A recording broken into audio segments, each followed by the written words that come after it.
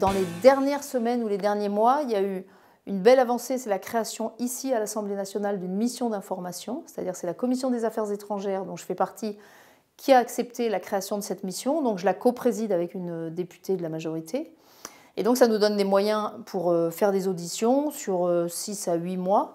J'espère au moment du 30e anniversaire de la Convention internationale des droits de l'enfant, si on arrive à travailler assez vite, produire un rapport avec des préconisations.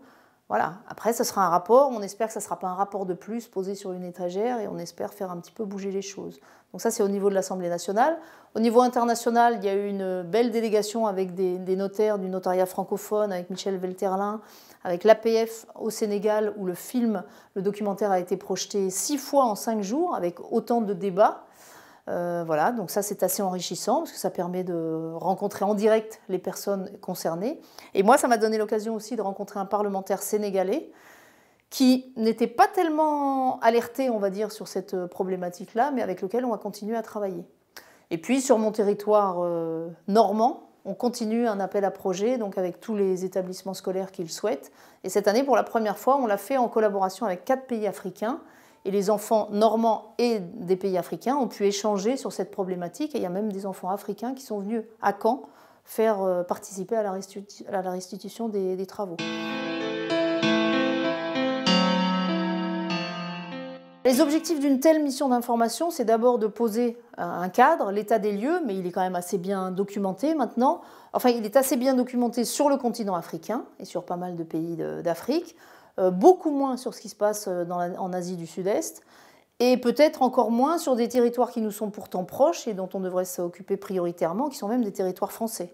Et donc, par exemple, en Guyane ou à Mayotte, on sait que ce sont 2 départements dans lesquels on a des difficultés au niveau de l'enregistrement à l'état civil et sur lesquels la mission a bien l'intention de poser un regard un peu affûté sur la question pour faire des préconisations. L'autre jour, dans une audition de la défenseure des enfants, Madame Avenard, on me disait bien qu'il y avait des milliers de cas par an dont il s'occupe, en particulier des mineurs non accompagnés, pour lesquels on n'a pas soit l'acte de naissance, soit un doute sur le fait même qu'ils aient été enregistrés à l'état civil. Donc le défenseur des enfants, en France, s'occupe de plusieurs milliers de cas par an, par exemple. Ma collaboration avec le notariat francophone, j'exagérerais en disant qu'elle est quotidienne, mais sur ce sujet, elle l'est. Parce que d'abord, c'est grâce à eux que j'ai connu la problématique. Moi, c'est en découvrant le livre de Laurent Dejoie, hein, et la préface de Robert Badinter et un article de Robert Badinter dans la presse qui évoquait ce livre.